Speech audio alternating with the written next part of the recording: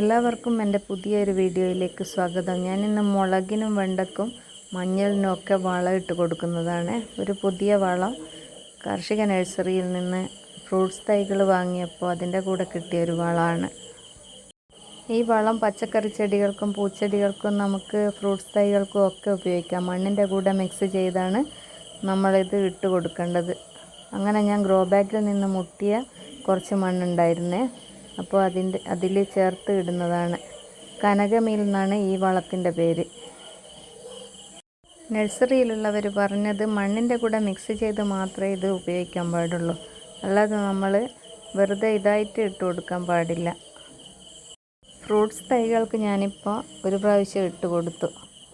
Kilo പേരയും Thailand ചാമ്പയും ഉണ്ട്. അപ്പോൾ 3 മാസത്തിലൊരിക്കലാണ് fruits തൈകൾക്ക് ഇട്ട് കൊടുക്കാൻ വേണ്ടി പറയുന്നത്. മറ്റുള്ള പച്ചക്കറി തൈകൾക്ക് നമുക്ക് മാസത്തിലൊരിക്കൽ ചേർത്ത് കൊടുക്കാം. കാന്താരിയും വെണ്ടയും വാങ്ങിയതിൻ്റെ ഷോർട്ട് വീഡിയോ ഞാൻ ഒരു ദിവസം ഇട്ടിരുന്നേ. അപ്പോൾ അത് മാറ്റി ചട്ടിയിലേക്ക് മാറ്റി നട്ട്. അതിനുശേഷം ഇപ്പോൾ ഒരാഴ്ച കഴിഞ്ഞിട്ടാണ് ഈ വളം ചെയ്യുന്നത്. ഇപ്പോൾ വേരൊക്കെ പിടിച്ചിട്ടുണ്ടായിരിക്കും. വാഴയില വെച്ച് പൊതയിട്ട് കൊടുത്തതാണ്. മറ്റുള്ള ഇലകളൊന്നും ഇപ്പോൾ പ്ലാവിൻ്റെ ഇലയും ബദാമിൻ്റെ ഇലയൊന്നും മഴയായത് കാരണം കിട്ടാനില്ലല്ലോ, അതുകൊണ്ട് വാഴയില വെച്ച് പൊതയിട്ട് കൊടുത്തു. ഇനിയിപ്പോൾ നമുക്ക് കുറച്ച് മഞ്ഞളും കൂടിയുണ്ട്, അതിനും കൂടി വളം ചെയ്ത് കൊടുക്കണം. ഒഴിഞ്ഞ ചട്ടിയിലൊക്കെയുള്ള മണ്ണെടുത്താണ് ഇപ്പോൾ വളത്തിൻ്റെ കൂടെ മിക്സ് ചെയ്യുന്നത്. അല്ലാതെ പറമ്പിലുള്ള മണ്ണൊക്കെ ശരിക്കും ഉണങ്ങിയിട്ടില്ല, അതുകൊണ്ട് ചെറിയ നനവുള്ള മണ്ണ് ചട്ടിയിലും ഗ്രോ ബാഗിലൊക്കെ ഉണ്ട്, അത് എടുത്താണ് വളം ഞാൻ മിക്സ് ചെയ്തിട്ടുള്ളത്. ഇപ്പം ഞാൻ ഗ്രോ ബാഗിൽ നട്ട മഞ്ഞളിന് മാത്രമേ വളം ചെയ്യുന്നുള്ളൂ, കാരണം മണ്ണ് കുറവാണ്.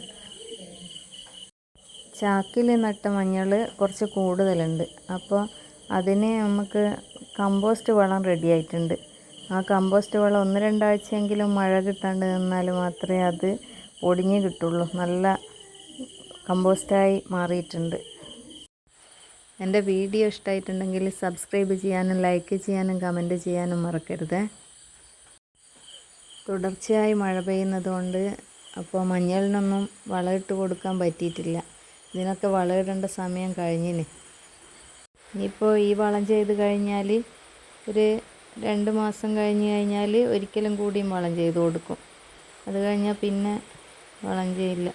ചില ചെടികളൊക്കെ തീരെ വളർച്ചയില്ല, കുറേയൊക്കെ നല്ലോണം വളർന്നിട്ടുണ്ട്.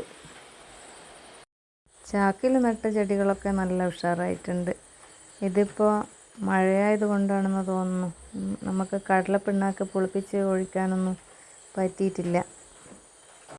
ഗ്രാമസഭയിലൂടെ നമുക്ക് അടുക്കളത്തോട്ടത്തിനും മറ്റുള്ള ഇടവിള കൃഷിക്കും ഒക്കെ കിട്ടുന്നുണ്ട്. അതിനൊക്കെ അപേക്ഷിച്ചിട്ടുണ്ട്, അപ്പോൾ അത് നമുക്ക് കിട്ടുമെന്ന് പ്രതീക്ഷിക്കുന്നു. ഇടവിള കൃഷിയിൽ ഇഞ്ചി, മഞ്ഞൾ, മറ്റുള്ള ചേന, കാച്ചിൽ, പിന്നെ ചേമ്പ് ഇവയൊക്കെ കിട്ടുന്നുണ്ട്. വയലറ്റ് കാച്ചിൽ ഒക്കെ കിട്ടിയിട്ടുണ്ടായിരുന്നു. പുതിയ ഒരു വീഡിയോയുമായി വീണ്ടും വരാം.